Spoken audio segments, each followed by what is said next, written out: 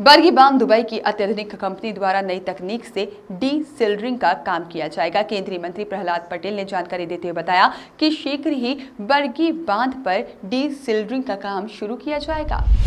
इस काम के होने से नर्मदा सुरक्षित होगी और अवैध उत्खनन पर भी रोक लग सकेगी। बाइट लगाएं। केंद्रीय मंत्री प्रहलाद पटेल ने कहा कि ओबीसी आरक्षण के मामले में केंद्र और प्रदेश सरकार गंभीर है। इस मामले में और भी दस्तावेजों को पेश किया जाएगा और न्यायालय में सरकार अपना पक्ष रखेगी। उन्होंने बताया कि प्रधानमंत्री मोदी ने पहले ही मेडिकल कॉलेज और कई कॉलेजों में ओबीसी आरक्षण के लिए सीटें आरक्षित करने की बात कही दी है। कल हमने एक जल शक्ति मंत्रालय का जो हमारा बांधों को डिसिल्ट करने की जो हमारी योजना है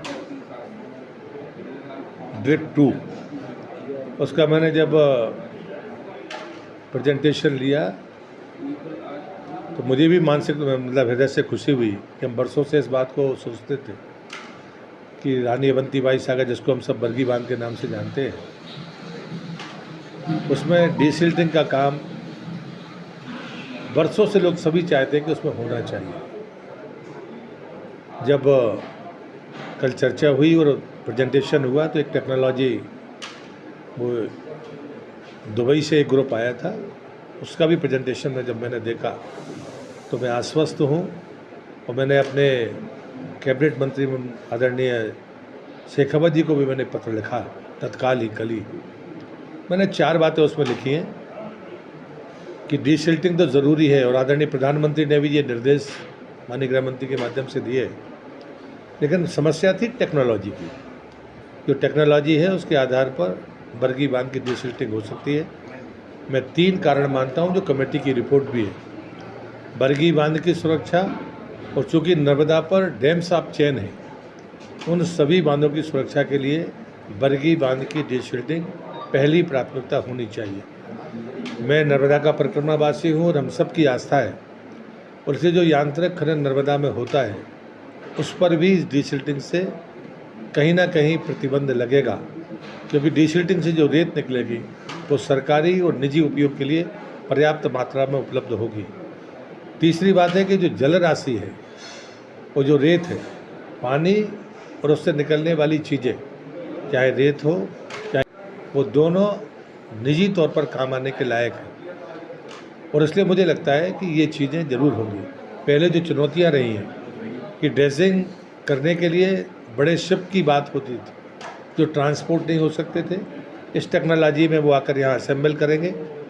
दूसरी जो चुनौती थी कि हमेशा पानी खाली हो बांधों का, तब मैनुअल डिसिल्टिंग हो सकती है, यांत्रिक डिसिल्टिंग हो सकती थी। इस टेक्नोलॉजी में बांध जब भरा होगा तब ज़्यादा बेहतर तरीके से डिसिल्टिंग हो सकती है और अगर बिजली बनती है तो टरबाइन में मिट्टी नहीं जाएगी, क्योंकि वो सक करके उसको निकालने वाले हैं। मुझे लगता है कि एक अच्छी खबर है ये और मैं चाहता हूँ कि मां नर्मदा कृपा करें ताकि हम जल्दी देश में डेमोन्स्ट्रेशन के लिए बरगी बांध में डिसिल्टिंग का काम शुरू करेंगे तो हम सबके लिए शायद एक प्रसन्नता का क्षण होगा। चलो भैया बाकी ले लो। ये मैं 20-22 साल पहले से लगा और हमेशा कहता था कि सिल्ट स्पीड जिसमें तो हिमालयन रिवर्स है उनकी सबसे ज़्यादा है। मेरी मुख्यमंत्री से बात भी हुई थी, इस बीच में मुलाकात हुई थी। उन्होंने बाकायदा न्यायालय में नए सिरे से बेहतर ढंग से सरकार के पक्ष रखने की बात कही है।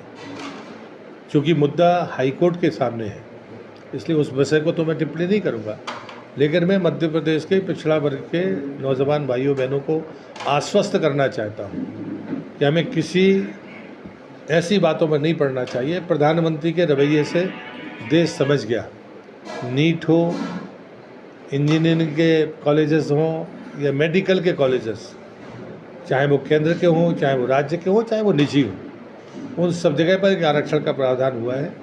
जहाँ पर कानूनी तौर पर बाध्यताएँ हैं उनका रास्ता कैसे निकले, राज्य सरकार उस बात को के लिए प्रयासरत है और मुझे लगता है सकारात्मक परिणाम मिलेंगे। वॉइस ऑफ राइट्स के लिए जलपुर से आशीष श्रीवास्तव की रिपोर्ट।